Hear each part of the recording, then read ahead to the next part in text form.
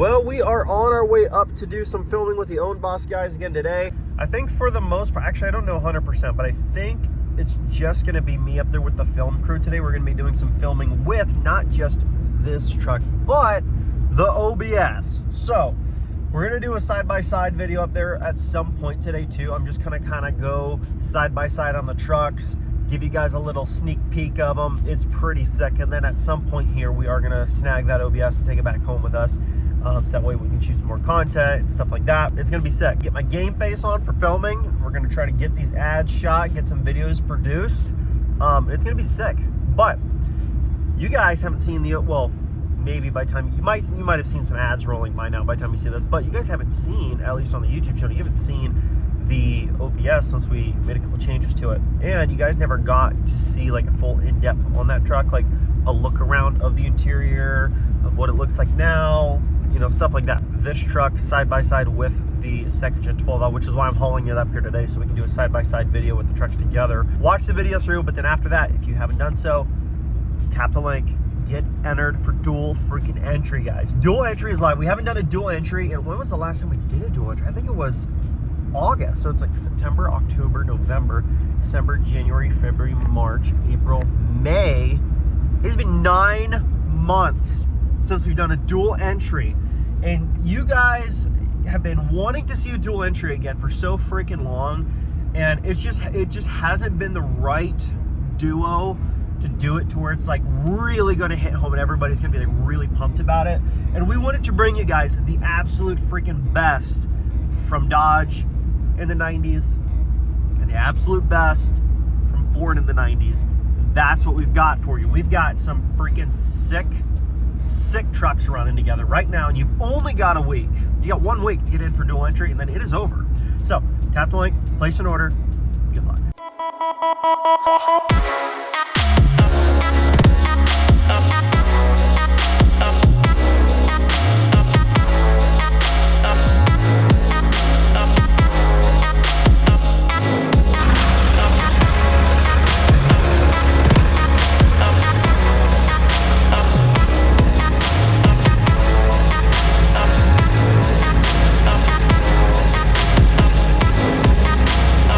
So here they are side by side, guys. You can enter to win both of these trucks at the exact same time. You guys have already seen this one, but let me give you a little refresh. 97 12 valve, 35s, 16 by 12s, saddle leather interior, amp steps, custom dash, Apple CarPlay. I mean, everything you want and more.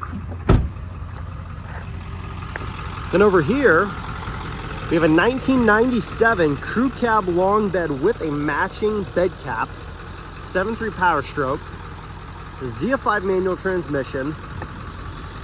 It's all original, by the way. This is all the original paint, paneling, trim pieces, the original upholstery. Super clean. Super clean truck.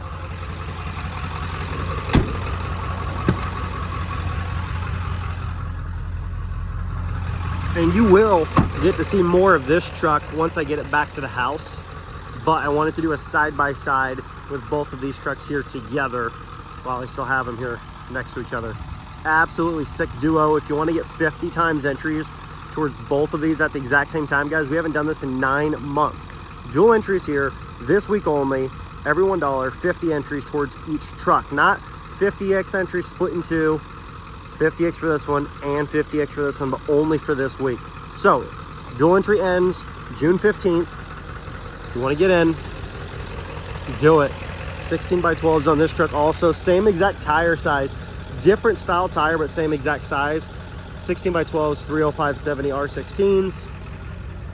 And then we're going to go into the cap here back at the house and kind of go over the utility of this and how sick it is. But same with these caps, like for all of them pretty much. If you don't want it, it's not a big deal. You pop off 3 clamps on each side and then the cap completely comes off. And if you don't want it, you don't need it, cool. These caps are hard to come by fitted for these trucks anymore. So I personally am a huge fan because it's hard to come by and it just looks right on this truck. It's also got a compartment underneath here. You can store your compound bow, gear, all kinds of stuff. You can take this piece, put it on top, put a full-size queen mattress up here if you and the family got to go camp, you want to go hang out, road tripping, or if you just want all the room for yourself, have at it. And then you have storage underneath that as well. Compartment for guns, fishing poles, accessories, all kinds of stuff. So much functionality can be had with this. It's insane. So take advantage of it while you can. Get in. This thing is absolutely stunning. Absolutely love it. And who does not love the sound of a 7.3 Power Stroke? What is happening? If you can see in the mirror there, we have got a brand new trailer. It's a 2026 enclosed trailer. It's a 7x14. Pretty freaking excited about this. And this is probably going to be the last trailer I buy for at least a few weeks, at least several weeks. We've acquired quite a few, and next week I am going to pick up a dump trailer for my dad also, because he'd like to add that to his portion of the fleet. And it's going to be a smaller dump trailer, like a lot smaller than what he had. It's going to be a 5x10. But guys, keep in mind, the use of what we are renting it out for is for your everyday person that maybe they've got an SUV that can pull a trailer like a Suburban or something, but they don't have a truck, and they're doing mulching and pea gravel, or they're doing a garage clean out. They're doing like your typical suburbia type projects, and those types of people don't own equipment, and so they rent it, you know. Or sometimes people do own equipment, but they're like, I need something smaller or a little bit different for a specific job. And we just didn't want to get into the type of equipment that can be like majorly abused, which is like your really big dump trailers. Like, I think one of the biggest reasons why his big dump trailer is 14,000 pound, we didn't get it rented out, is because the types of people that are looking for that piece of equipment want to be able to abuse it for, you know, replacing driveways and scraping concrete slabs up and dumping them in the back of the thing, or a bunch of old bricks or building materials that are like substantially heavy, and they're going to substantially smash up and bang up the trailer and really put a lot of wear on it. Well, in the description for that, we specifically put no hard material, as in bricks, concrete slabs, etc., etc. Like, we basically listed off all of the things that are most likely to destroy the trailer. If somebody takes a skid loader with concrete slabs and just dumps it in on the flooring, like, most likely going to actually have substantial wear and tear on the trailer.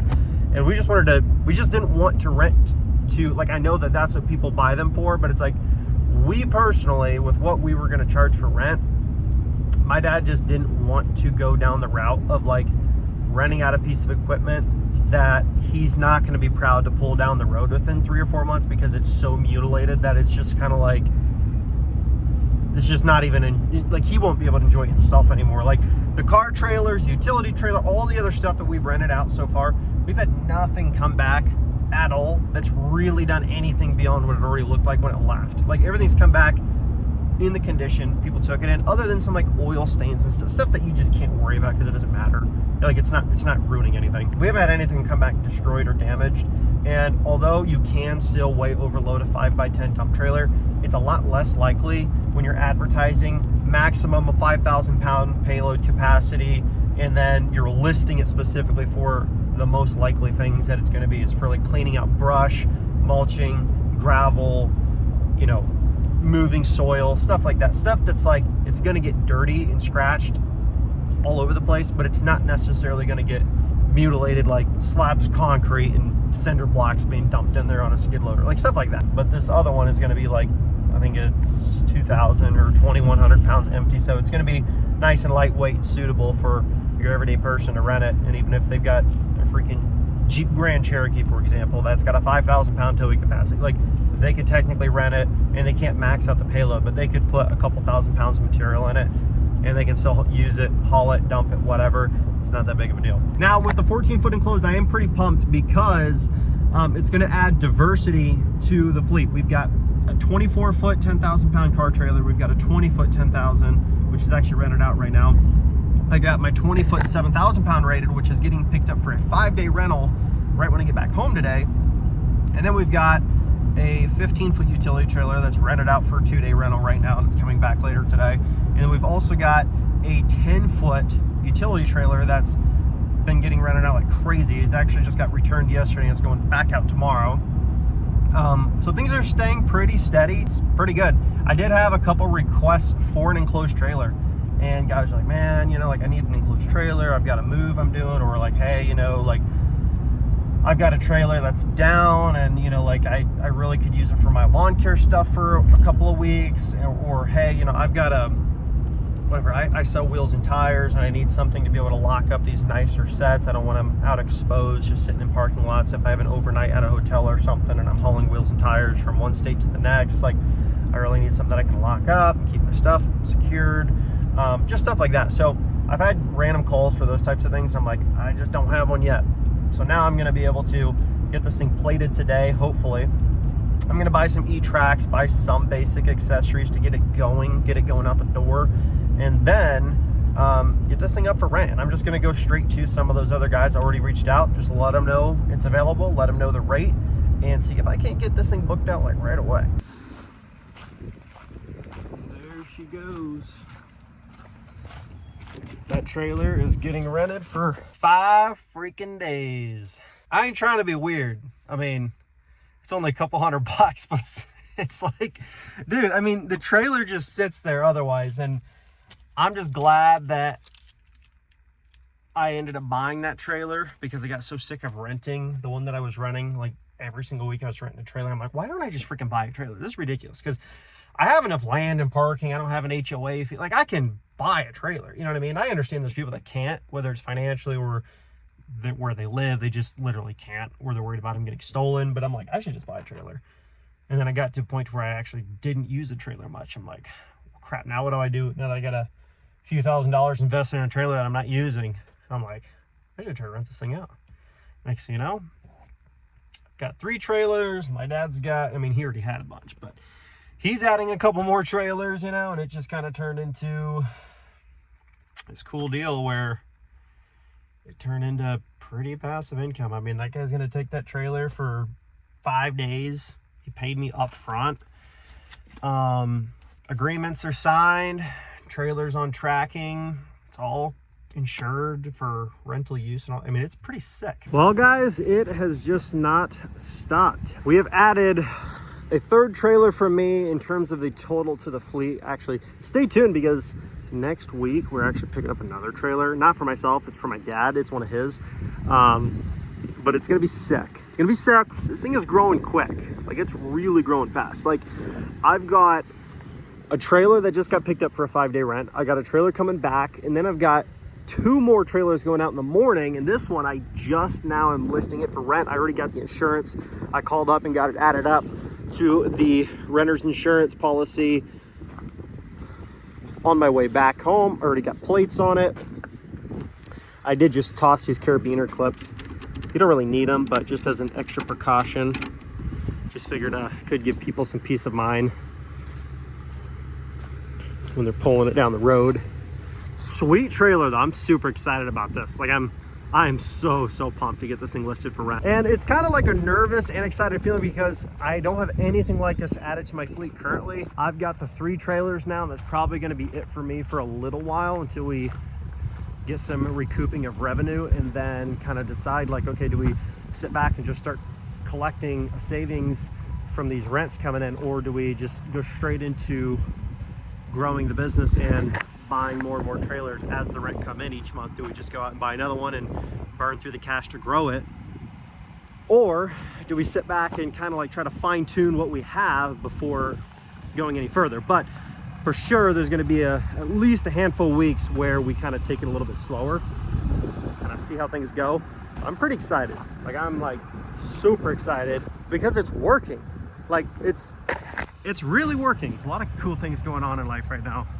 Just moved, doing the whole LNP Own Boss deal, where I go up there, I do filming, I get on calls, we set up dates and bonuses, decide on trucks, build them out, do cool stuff, just freaking cool stuff, fun stuff.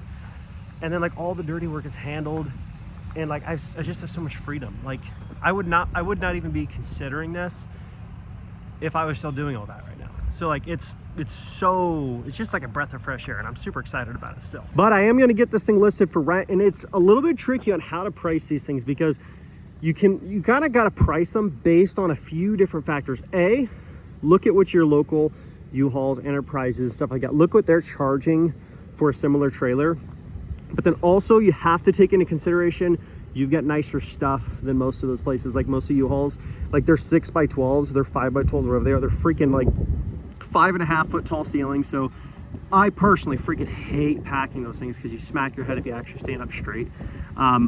And they don't look good. So for the guys that are just going on a, going for a bike week, let's say, and they're gonna put their motorcycles in it and go, to across the country, to a different state. And a lot of people, they don't want to haul, they don't want U-Hauls and crap. They want good looking, nice new equipment that looks good going down the road, that doesn't make them look novice, and it just fits what they're actually looking for in the field they want to go with when they are renting or using something. Like, so you have to go into that factor as well. But the other thing of it is too, you have to take into consideration the other actual competition that you do have. So like, for example, I have 2 other guys in my area that are renting out trailers similar to this. One in particular who's actually like 20 minutes away, or 25 minutes away. So he's close enough, like he's out of the way. Like, I'm in a way more ideal location in terms of like the huge highway right there. I'm in a way better spot in terms of usefulness and access. But if I price this thing, let's say too high, and it's $25, $30 more than the guy that's 20 minutes away, you would be blown away. I personally wouldn't, but you'd be blown away how many people will gladly go 30 minutes out of their way to save 20 bucks. I personally, like, if I'm gonna go rent a trailer and it's the difference between 50 or 70 bucks, and one is 5 minutes away and one's 35 minutes away, I'm the type of guy that's like, I don't want to sit in my truck for an extra hour. Why would I do that? Like, I'd rather get the one that's close, less miles on the truck, less diesel, less time wasted. It's way more convenient. I'd rather just pay the extra money for that. But some people are not willing to do that. So you kind of got to find that happy medium to where it's like, you might have better equipment, you might have a better location, and your price, maybe it's more, but it's not enough more that it's really going to turn anybody away. And that's kind of how I've structured most of my trailers. And believe it or not, I have had several people that they were like, man, normally I would drive 30 minutes over this way, but man, if it's only 10-15 bucks more and you're right in my backyard, like, I'd rather do that, just because that's a lot of extra driving. And so, like, people do pay for convenience. That's why when you're back in Walmart, you can get a 2-liter of whatever, Dr. Pepper for $2, but if you go all the way up to the counter, it's like $3.50 for a freaking little 20 ounce or 16 ounce, whatever. So it's like, it's just, people pay for convenience. And so you kind of have to weigh out all those different things. But if you are the guy, let's say, that's 30 minutes away from an actual town with a lot of people that would rent, and you're way out of the way, and everybody in town's charging $100 for this trailer, you might have to charge 75 to get people that are willing to go out of their way to save the 25 bucks or the 30 bucks or whatever it is. Like, it's all so subjective to your location, your circumstances. But I have an idea of what I'm going to list this at. I'm super excited to see how it works out. So I'm not going to share any numbers yet because I don't know if it's going to work. But it's worked for the other stuff I've got listed. And so I'm just going to kind of follow that same method. Like, okay, look at the commercial places like U-Hauls, Enterprise, all that stuff. What are they charging? Okay, their stuff is junk. So, okay, what is the other guy charging that's got similar stuff? Okay, he's more than them, but he's not a ton more than them. So it's like, I got to kind of find that number that's going to make sense where it's actually going to get booked. Because, let me use this as an example. Okay. With my car trailer, for example, my cheaper car trailer, the one I got for like $3,200 way back. Originally, I listed that thing for $100, and it sat for like a month, and I got one rental. And I'm like, man, this sucks. Like, this guy's charging this much, and he's charging $100 for his, and whatever. I don't know if he's booked or if he's not ever booked. I don't know. But I'm looking at the trailer. I'm like, okay, he does have like a $6,000 trailer, though. I mean, I'm sure there are people that they will pay more for a nicer, spec'd out trailer with more options. Like, maybe I got to be a little more realistic. So I dropped my price to 50, and then that week I dropped it. That one trailer made $400, and it was a $3,200 trailer. Now, that doesn't happen every single week. Like last week, the trailer only made $200. Like, it fluctuates. But the point is, would you rather rent it out for $50 a day in that particular circumstance, and it's actually making you, whatever it is, $800, $1,200, $1,500 a month, or you're renting it for $100, might only get rented 2 or 3 times in the month, and then you make $1,000 less or $800 less or whatever it is. So you have to decide, like, if you're not actually trying to grow a business and scale it up and create actual consistent revenue, then maybe just price yourself a little bit higher if it's premium, and be like, listen, dude, if you want to rent it that bad, this is my price, because I don't really care about it being a business. I just like, cool, if somebody wants to pay me a premium to rent it twice, 3 times a month for a little extra cash, cool, but if not, I don't really care. Then that might be the route you want to go, because you're only going to get people that are willing to pay more, and they're probably going to be the type of people that are way less likely, in theory, to damage your stuff if you are charging a premium, because people that generally are more careless with stuff, they look for the cheapest crap. Like, they look for the absolute cheapest, lowest price, and they treat it like that. So you do have to be careful. You don't want to be known as the guy with the cheapest rates. And you know, you might have the nicest equipment, but if you got the cheapest rates, inherently you are going to attract a lot more people that they just want the cheap stuff.